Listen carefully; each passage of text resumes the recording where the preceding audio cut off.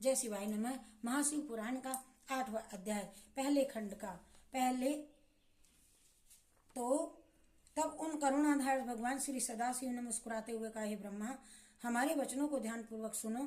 तुम लोगों ने मोह में फंस करके परस्पर युद्ध किया, परंतु हमने तुम्हें अपने भक्त बनाने के लिए तुमको जानबूझकर लड़ने नहीं दिया और अपनी ज्योति को प्रकट करते हुए कहा, अपना परिचय दिया, परंतु हम लोग जान नहीं सके। इसके पश्चात हमने लिंग स्वरूप में प्रकट होकर के तुम लोगों को दर्शन दिए। तब तुमने हमें पहचाना। अब तुम अहंकार व उपेक्षा को त्याग करके ये कार्य किए जो हम बताएं और जिसके करने के लिए तुम लोगों को दर्शन दिए हमने।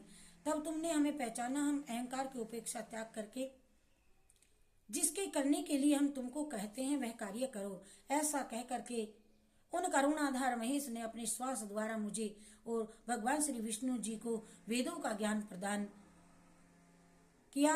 5 मंत्र ऐसे हैं जिसके समस्त विद्याएं विद्यमान है, जिसमें पहले हमें पुराणों की शिक्षा दी गई और अक्षर वेद कहे गए। इसके पश्चात उन्होंने वेदों की माता गायत्री की व्याख्या, जिसमें 24 अक्षर वेद कहे जाते हैं, और इसके पश्चात उन्होंने महामृत्युंजय को शिक्षा दी और फिर भक्तों के सुख देने वाली चिंतामणि को बतलाया। इन मंत्रों और वेदों को पढ़ करके हम अत्यंत प्रसन्न हुए।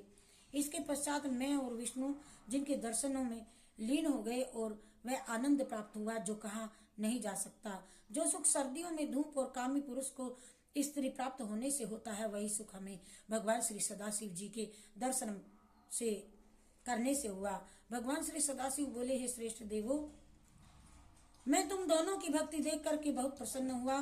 तुम ब्रह्मा, मैं तुम्हें सारी सृष्टि का स्वामी बनाता हूँ। अब तुम प्राणियों की सृष्टि करो। और हे विष्णु,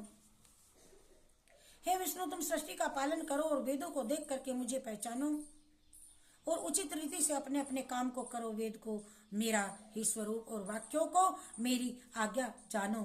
आप यह कार्य करो। यह हमें सौंप दिया ब्रह्मा जी को, विष्णु जी को।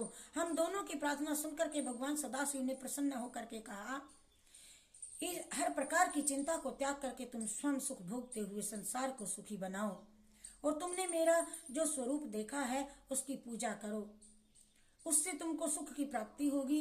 इस समय मेरे लिए लिंग रूप में पूजन से तुम लोगों का दुख दूर हुआ है।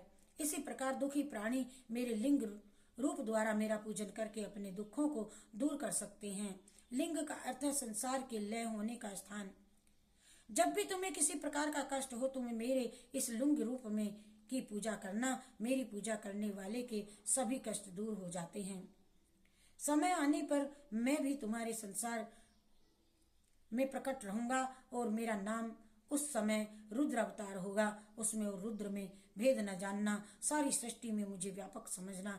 कोई भी वस्तु मुझसे पृथक नहीं थी और न होगी। इसके पश्चात भगवान श्री सदाशिव ने उस गुप्त भेद को भी हम पर प्रकट कर दिया और जो वेदों में भी नहीं मिलता। उन्होंने कहा, मैं सनातन शिव रूप मूलभूत सत्य जान और अनंत हूँ। इन तत्वों को जान करके सर्वदा मेरा ध्यान करता रहना चाहिए और मेरे रुद्र रूप में तामसी गुण जानना चाहिए, क्योंकि वह वैकारिक है किंतु वास्तव में तामसी नहीं है। अतः ब्राह्मण, अब तुम सृष्टि के कर्ता बनो और भगवान श्री विष्णु सृष्टि के पालक बने और मेरा रुद्र अंश जो है वह सृष्टि का लय करने वाला होगा और जो उमा नाम वाली परमेश्वरी प्रकृति है उसी की शक्ति भगवान श्री विष्णु को, लक्ष्मी और ब्रह्मा को वाग्देवी अर्थात सरस्वती के रूप में प्राप्त होगी और उमा स्वयं प्रकट होकर के महादेव को अपनाएगी।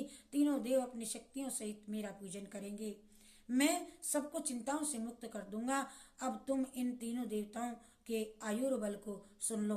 ब्रह्मा का दिन 4000 युग का होता है और इसी क्रम को रात भी समझो। 30 दिन का 1 महीना, 12 महीने का 1 वर्ष।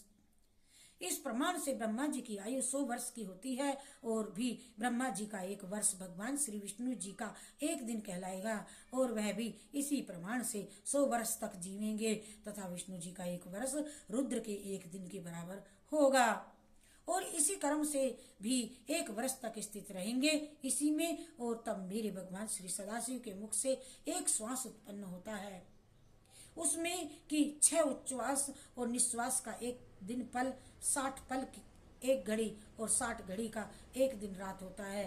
मेरे भगवान श्री सदाशिव के उच्छ्वास निश्वास अर्थात भीतर बाहर सांस लेने की संख्या नहीं है, इसी कारण शिव का उत्थान अक्षय है। ऐसा कहकर भगवान सदाशिव ने हमारे सिरों पर हाथ फेरा और वहां से अंतर्धान हो गए।